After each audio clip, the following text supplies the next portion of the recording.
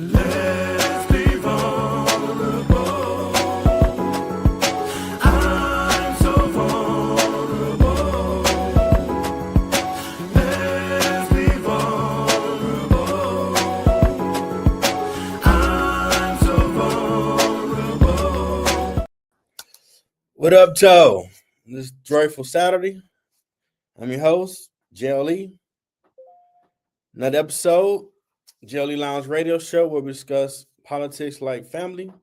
That's the theme song, Vulnerable, for my latest single, upcoming album, JLE Forever, JLE for Life, double album, coming soon. It's cold in Detroit. Might be more snow coming our way, but it's Michigan. Who knows? Now, I'm probably due to the cold. They're fixing the hot water pipes at Oakland University. All 21 of the campuses having that issue with no heat. And if you ain't from here, you don't get it. -9 degrees or 5 degrees is very cold. We got all these lakes and stuff around us. So to get 30 to 40 degrees is like spring. But if your heat ain't working, man, hope you got your new windows and everything insulated so the heat stay in, but it's cold outside.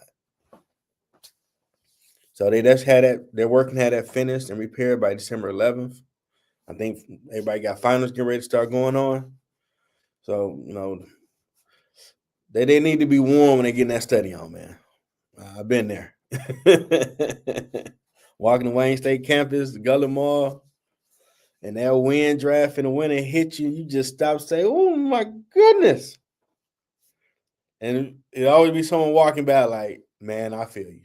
It's cold as hell out here." And you like, we gotta get to class. You just keep walking. Then you get that nice warmness and let me chill. Okay. Teacher be laughing like, yeah, I was feeling the same way. It was cold as hell out here. Like, you gotta get it though. So definitely get that heat back on Oakland University. It's a great campus, been up there before. And there's a lot of stuff going on downtown. We got a lot of the ice skating for the winter stuff in Campus Marshall areas, real nice in downtown Detroit. They had one event I came across, downtown Detroit Markets and Cadillac Lodge, where you can buy locally sourced holiday gifts for family. Then go to the Cadillac Lounge for food and drinks. You get to be festive this holiday season and enjoy yourself. Now, the biggest story that I did come across, Netflix changing the game. They're close to buying Warner Brothers Discovery and HBO for $72 billion. To I also read where it could max out to up to 80 something billion total. And how that will reshape Hollywood. Now, I remember my homeboy, we was early years at Wayne State, had told me about Netflix. I'm like, what the hell is Netflix? Like, man, you can get like a $7 membership and they mail you CDs or DVDs to watch movies. Unlimited. That's how that was they popped the Trump moment, how they first started. This we still have Blockbuster, brick and mortar, Hollywood video. And we think we was drinking one night and think we was drinking some Crown or something. And we sitting there talking like, that's an ingenious idea that you ain't got to go to Blockbuster, Hollywood Video, who ain't around no more, and look through the DVDs or the VHS. If you still got that, you want the old school feel, you can mail it to me, watch what I want, and send it back. Like, man, that might change the game. And we were just drinking and talking on Friday night. And he showed it to me. I'm like, okay, this is kind of cool, whatever. I might do it. And over time, as technology kept growing, they became, we're going to be online with it. And I still would like to know, what were the conversation in those Blockbuster and Hollywood Video meetings when they saw what Netflix was doing early 2000s, and they didn't come with their own. Okay, we do the same. You can still come in, get your videos, even Family Video was still around. I will go there, or we can mail it to you.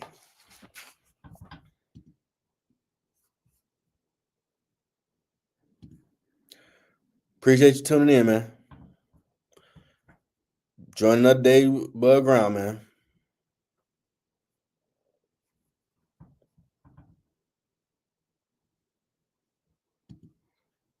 Yeah, I'm CEO of this show.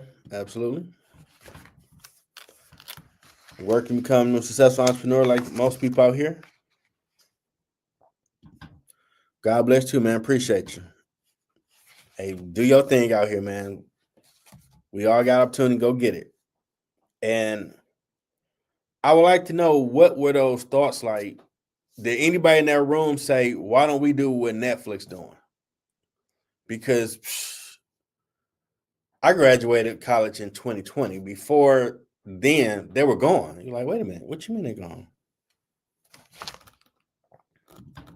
Absolutely, brother. Gotta do something with it. What up, though, Dominic? And it's like, yeah. See, you was one of the early people, man. It's crazy that basic idea, early 2000s, Blockbuster and Hollywood Video was not like, we got to do the same. I only learned about Hollywood Video when I moved to the suburbs out here. And like, man, okay, I guess where I can go. Because by then, Hollywood Video and Blockbuster Video were gone. And you still had Netflix. And then they started creating the platform they have now.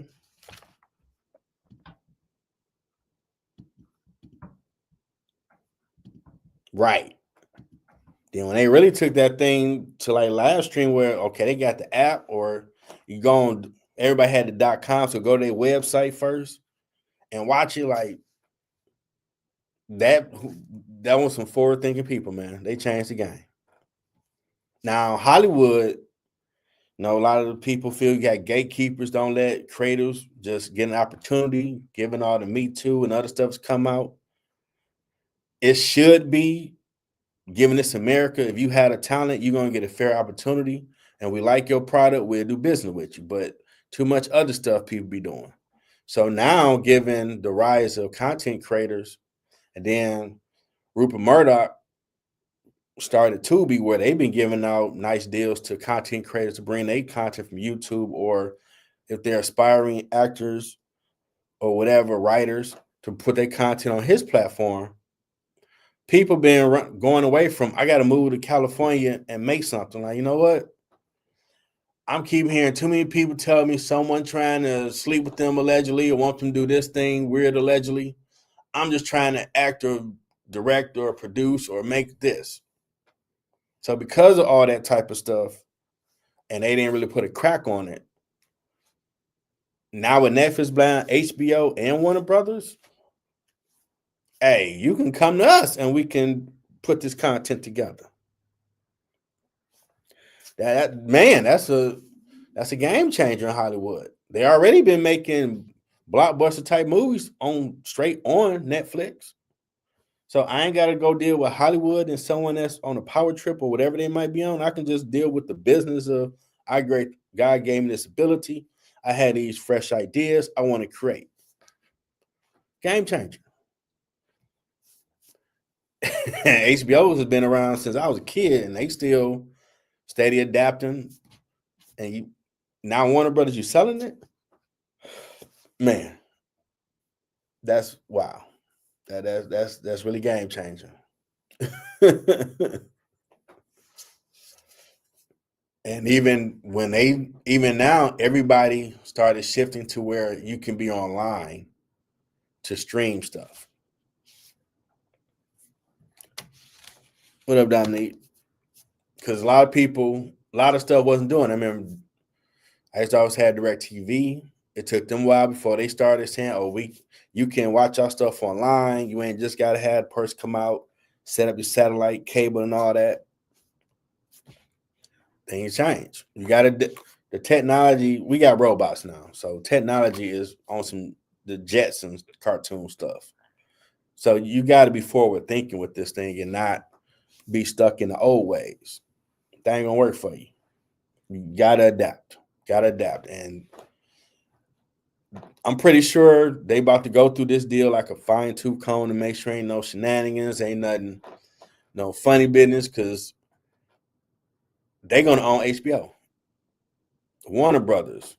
I mean, who knows? Because I know I've started seeing online about the Snyderverse DC movies for Justice League. Maybe they can still be made. And I'm like, what y'all talking about? And that's when I first heard, well, they're looking to buy Warner Brothers, Discovery, and HBO.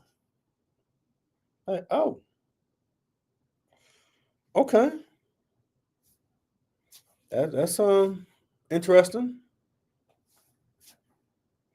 And I would love to see Justice League 2 and 3 that Zack Snyder was making because it was dope. And for those that like what's being made now with James Gunn, and his vision for DC Universe, man, it's open. I mean, they just like Marvel have the multiverse, so you can have James Gunn movie. His Superman was pretty cool. Gotta give it to him. And you can still make what Zack Snyder was making, that he was kind of more to the source of the comics.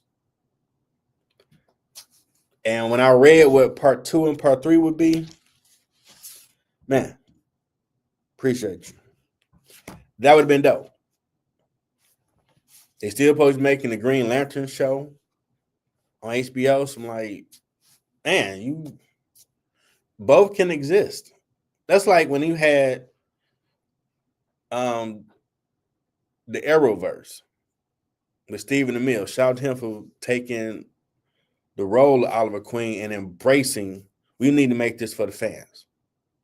He brought back Constantine, all the different projects where they did their Christ on Infinite Earth storyline.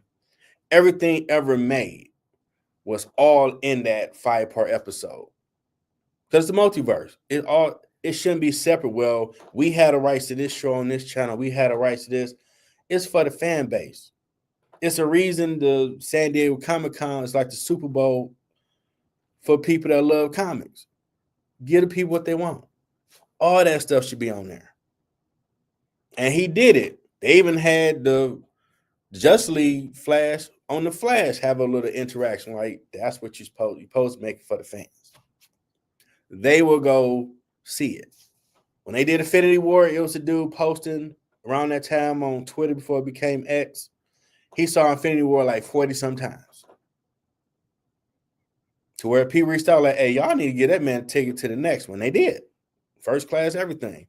But those are the people you make this stuff for. And they will go show love. So with Netflix potentially closing this deal, a lot of them production companies in Hollywood might need to fire them people that's in charge that's from the old school thinking. You need some new blood in there that's going to be on some different stuff, because a lot of people have utilized YouTube, Tubi, other outlets, their own website to put content out and making good stuff. So there's not one way to do it. I mean, God gave everybody different mindsets and creativity. So we're only going to make movies this way or TV shows this way. No, shut up with that. Is there a market for it? It's over 8 billion people, I believe, or close to it. So yes, there's a market for us. There's a lane of people that want to watch that. Go get that money. Don't sit up and say, well, we've always done it this way with your arms folded like, and you got so many people making 100,000 on YouTube making their own content. How many times y'all put stuff out people go see at the theater? And a lot of, I mean, they are creative people, but what was made, you just repackage something of old. They just starting to get around to making all my cartoons from the 80s. I'm hearing the He-Man movie supposed to be dope. Amazon working on the Voltron movie, Henry Cavill. So I'm like, there's people with some fresh ideas. And when this go through, man, game change. Game will be changed. You ain't got to go to Hollywood to get on. You can go to Tubi, you can go to Netflix, YouTube. You ain't got to go deal with all that because too many people, even from before, are starting to come out like, yes, no, people did proposition me to do A, B, C, D, E. And when I didn't want to do it, I didn't get roles or get calls no more. So not everyone's like that, but there's too many that have been to where when you talk about going to Hollywood, don't go there. Don't sell your soul. You ain't got to go through all that to get on. Try another way. That need to die about that industry where that's said.